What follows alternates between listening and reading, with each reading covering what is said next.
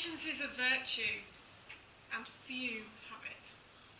Well, at least I will own that I do not.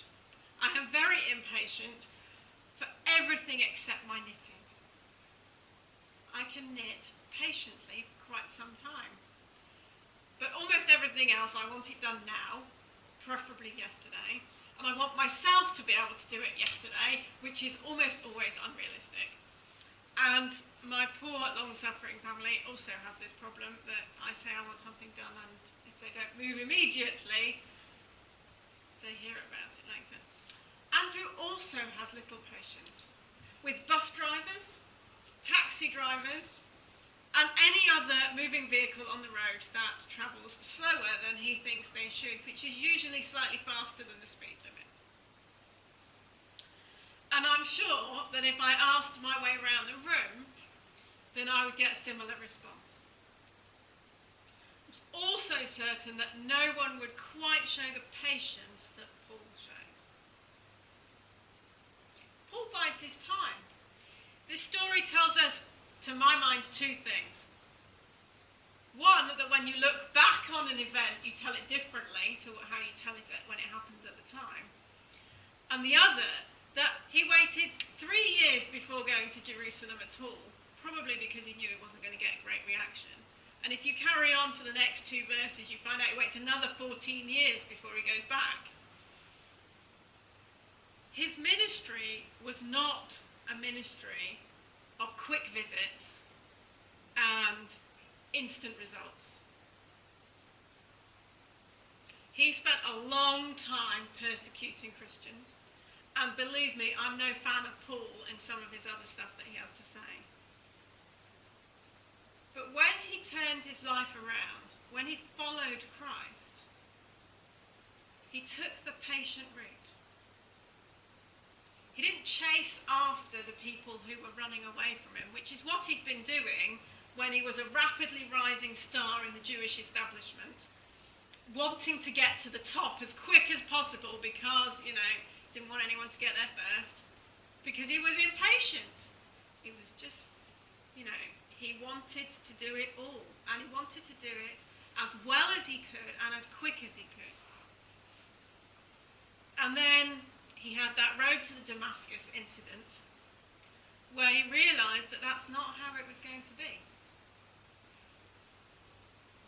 And instead of going and finding someone who told him immediately what was the best route and what should he do next, he went and sat and listened to God and listened to Jesus and listened to those stories that he'd probably been hearing from all those Christians he'd been persecuting all that time, and went and told those stories on.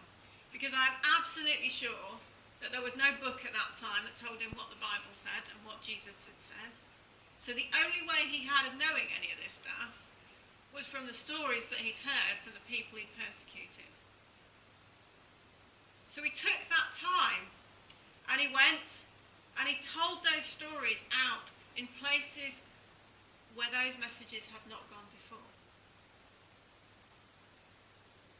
And then he took 3 years of this, and he went back to Jerusalem, decided he really ought to know a couple of the apostles and know what he's up to.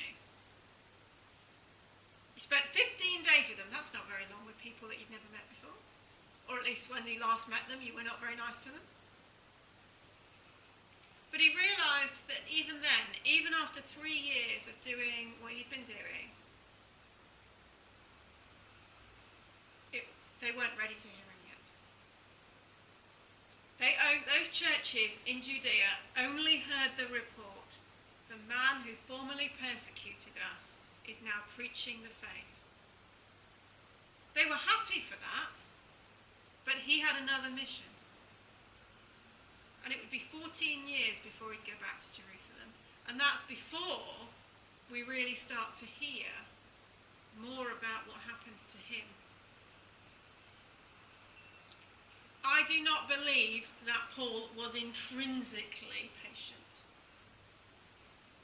I believe it was a fruit of the Spirit that he acquired as part of his ministry, as part of that Damascus experience.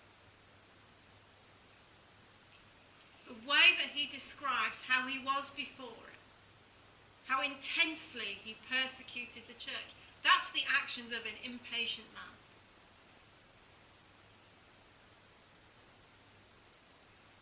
But to not go to consult any human being, that's a patient action. If you want to be the best person you can possibly be, and you are on a mission to do it, the first thing you do is go and find out everything you can about it and find out how everyone's done it before so that you can copy the best bits and make up your own. That is how impatient people try and do it. They don't follow the directions. I came home this weekend. Andrew's playing a game, as he does on his on the Xbox, and he says, if I'd read the instructions, I'd have done much better on these levels before. He was so impatient to get going on the game, they skipped past all those little hints that kept popping up and telling him what to do, until he had got to a certain point where he couldn't ignore them anymore, and it took. I said, if I'd known that all along.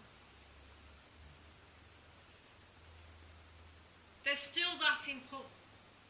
There's still, I know best, I can do it myself. But he knew where to go get help, and he didn't go. So I believe, and indeed, the fruits of the Spirit appear later in this same letter. So I do think it's all linked together. We are none of us, I believe, naturally patient people. But we can all be given great patience when we need it. You may have noticed that I'm surgically attached to my phone. I'm not patient. I want the responses now. The fact that the people I'm dealing with are in another time zone and might want to have their lunch, that's not relevant to me. I want my answer now. I need to remember to breathe. I want them to be patient with me because I want to be in church. I want to be present here. So I need to learn that patience. I need to learn to be patient with myself and with others. To know that patience is more than just waiting. Patience is also allowing other people and myself to make a mistake, to learn and get better, to know that the fruits of things that we do now are in the future.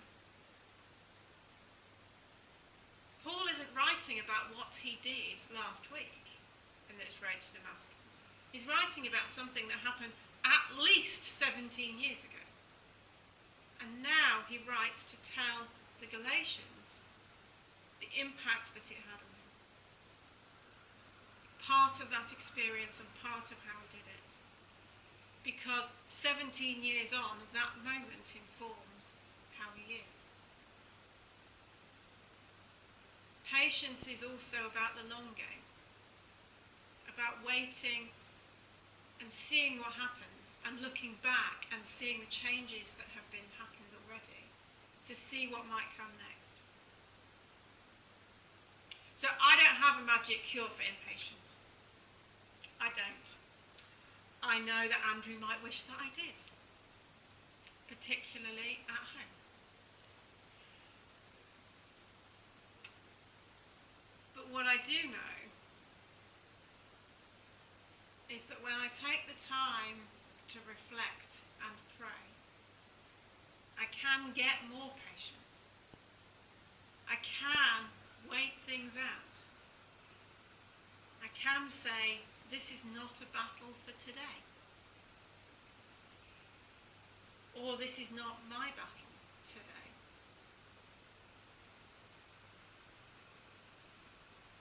I don't know what lies on each of your hearts, what you are impatient to get done, what you want someone else to have done yesterday, what you're hoping is going to happen this year. I don't know any of those things.